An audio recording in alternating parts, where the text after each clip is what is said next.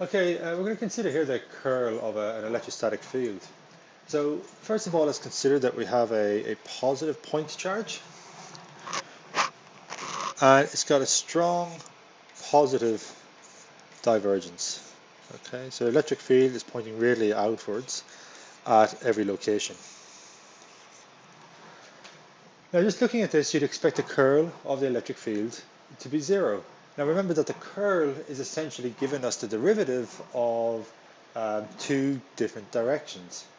And we can see that far away from our point charge, which is located here in the center, we're not going to have any perpendicular components, so everything is going to cancel out. But now what we want to do is look at this a little bit more detail. So consider now that we have, again, we've got some point charge, which is going to be situated at the origin. Here's our coordinate system. We've got a point charge which is situated at the origin here, Q, and we determine what the line integral is going from some point A to some point B. Now the distance from the origin to the point A is given by RA, and the distance from the origin to the point B is given by RB. So what we'll do here first of all is we're going to write down what our electric field is going to be. So we have our electric field for R is 1 over 4 pi epsilon naught by Q over R squared, and it's in the R hat direction. So now let's look at the line integral. I'm going from A to the point B. Okay, so the line integral of this, what is, first of all, our infinitesimal displacement vector. Okay, so in spherical coordinates, this is going to be given as dr r hat plus r d theta theta hat plus r sine theta d phi phi hat. And we can see that E dot dl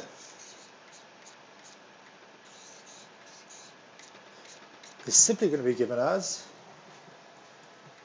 1 over 4 pi epsilon naught Q over R squared dr.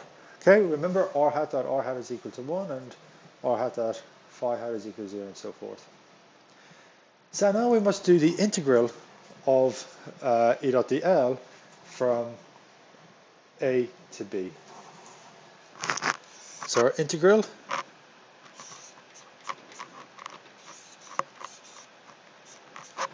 will be equal to the integral. Our lower limit is going to be RA, our upper limit is going to be RB.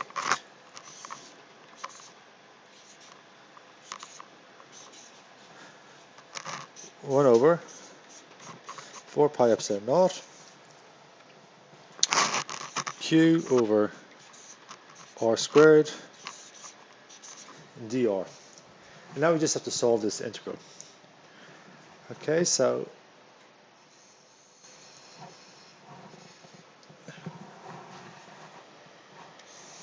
whenever we solve this integral, we're going to get a, with respect to R, we're going to have a minus on the outside. So what we get here is a minus 1 over 4 pi epsilon naught by Q over R from RA to RB. Okay, so our integral of E dot dl be equal to minus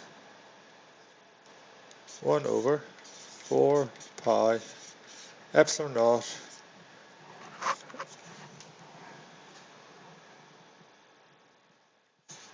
Q over RB minus Q over RA.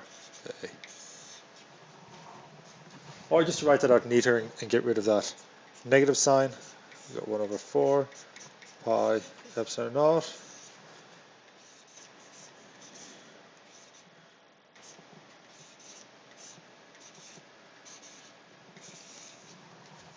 Okay, so there's a line integral.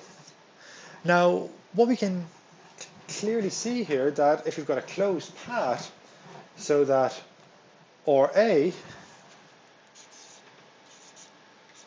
is equal to RB, our line integral is going to be equal to 0.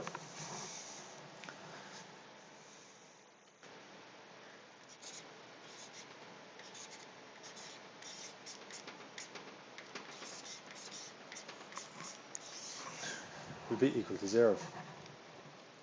So here we have the integral around a closed path is equal to 0. So next what we can do is we can apply Stokes' theorem.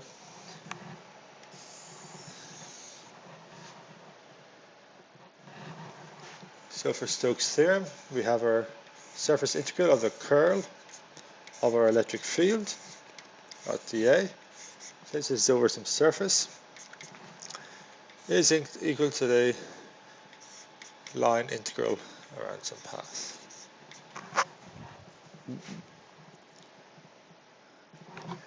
So now since E dot dl, our line integral, is equal to 0, what we can clearly see now from Stokes' theorem is that the curl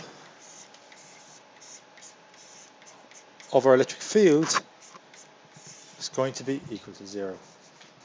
Now we came across a similar expression at the end of our section on vector analysis, and indeed what this tells us then as well, so this is for a purely electrostatic field. If we have some time dependence in there, the curl of the electrostatic field may not necessarily be 0. What this also tells us is that our electric field is going to be equal to the gradient of some scalar potential, which is going to be V. And we're going to look at that in the next section. And this important property, where the curl of an electrostatic field being equal to 0, stems from the fact that Coulomb's law is a central force. That is, the force in the field of a point charge is radial.